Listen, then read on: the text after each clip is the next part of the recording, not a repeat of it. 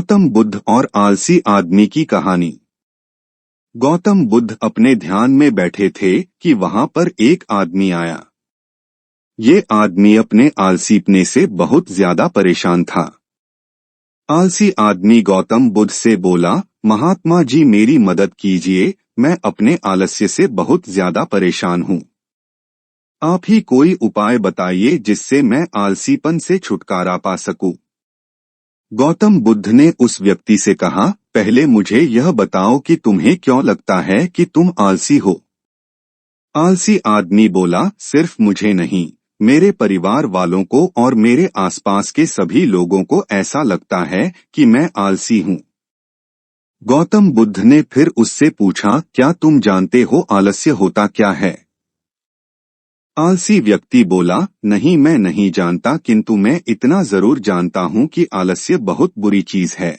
इसकी वजह से मुझे बहुत नुकसान हुआ है जीवन में। गौतम बुद्ध बोले, जिस परेशानी से तुम छुटकारा पाना चाहते हो पहले उसके बारे में पूरी जानकारी ले लोगे तो उससे छुटकारा पाना आसान हो जाएगा। आलसी व्यक्ति बोला, भगवान इतनी बुद्धि तो मुझ में नहीं है, आप ही मुझे इस समस्या के बारे में जानकारी दीजिए। गौतम बुद्ध बोले, आलस्य एक मानसिक अवस्था है, एक विचार है जिसे जाने अनजाने में हम खुद ही जन्म देते हैं। आलस्य दो मूलभूत कारणों की वजह से ही जन्म लेता है। एक है शारीरिक और दूसरा मानसिक। शारीरिक कारणों में पहला कारण है गलत तरह का भोजन। हम सभी जानते हैं कि हमारे शरीर को भोजन से ऊर्जा मिलती है और यह ऊर्जा सजीव चीजों से मिले तो अच्छी, यानी कि प्राकृतिक रूप से जो हमें भोजन की वस्तुएं प्राप्त होती है उनसे अगर यह ऊर्जा मिले तो हमारा शरीर इससे अच्छी ऊर्जा प्राप्त करता है। इससे उलट यदि हम निर्जीव वस्तुओं से ऊर्जा प्राप्त करते हैं तो यह हमें आलस्य की ओर लेकर जाती है।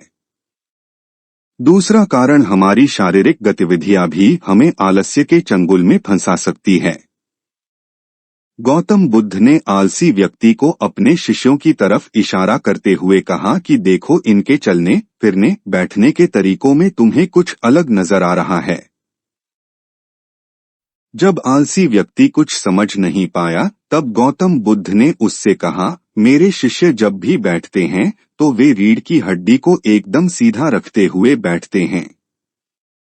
चलते हैं तो उनके दोनों पैरों के बीच अच्छे से संतुलन बना रहता है और जब वह सोते हैं तो उनका शरीर एकदम शिथिल रहता है। ऐसा करने से उन्हें रात्रि में एकदम सही तरीके से नींद आती है।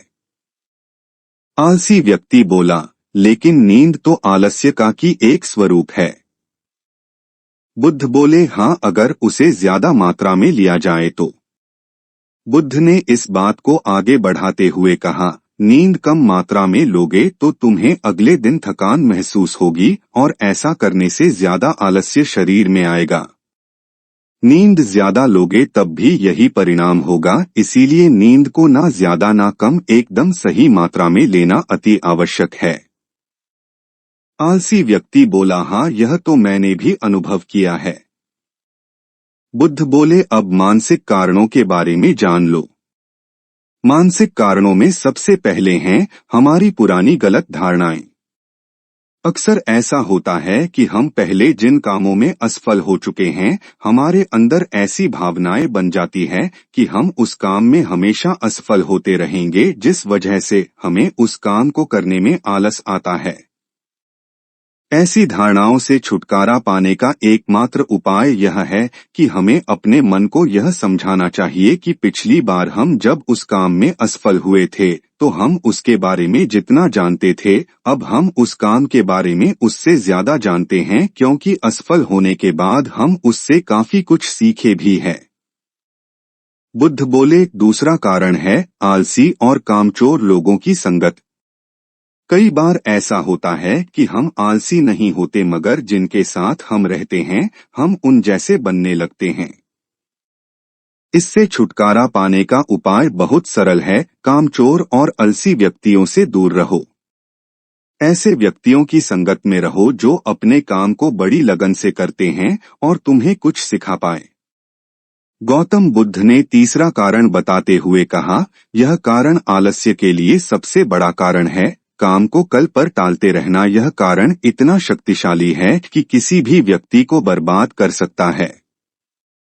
इससे बचने का सबसे आसान उपाय यह है कि जो काम जितनी जल्दी संभव हो उतनी जल्दी कर दिया जाए।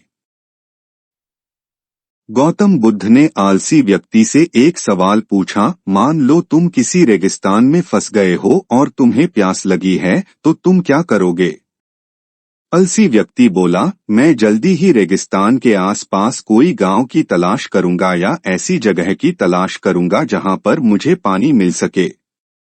गौतम बुद्ध बोले, अगर तुम्हें काफी देर ढूंढने पर भी पानी न मिले तब तुम क्या करोगे? आलसी व्यक्ति बोला, मैं तब भी अपनी तलाश जारी रखूंगा क्योंकि ऐसी परिस्थिति में मेरे पास कोई और दूसरा विकल्प तो होगा ही नहीं। गौतम बुद्ध बोले, बिल्कुल सही, और यही है मानसिक स्तर पर आलस्य का चौथा कारण किसी भी निश्चित लक्ष्य का न होना, यह भी आलस की ओर लेकर जाता है।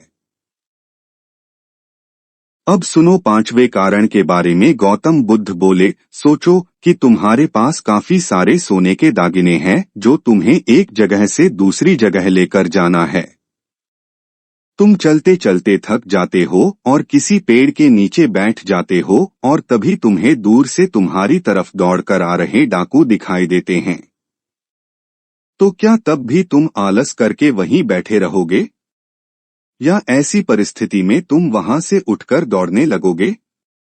आलसी व्यक्ति बोला, जी मुझे वहां से दौड़ना ही पड़ेगा, नहीं तो मेरी जान और सोने के दागिने दोनों खतरे में पड़ जाएंगे। बुद्ध बोले, यानी कि तुम्हारे पास एक ठोस वजह होगी दौड़ने के लिए। यही है आलस्य का पांचवा कारण, किसी भी काम के लिए ठोस वजह का ना होना। आलसी व्यक्ति महात्मा बुद्ध की बातों से संतुष्ट हुआ। वह बोला, महात्मा जी, मैं अब आलस्य के बारे में सब कुछ जान चुका हूँ और अब मैं इन सभी कारणों पर काम करूंगा और अपने आलस्य को दूर भगा दूंगा।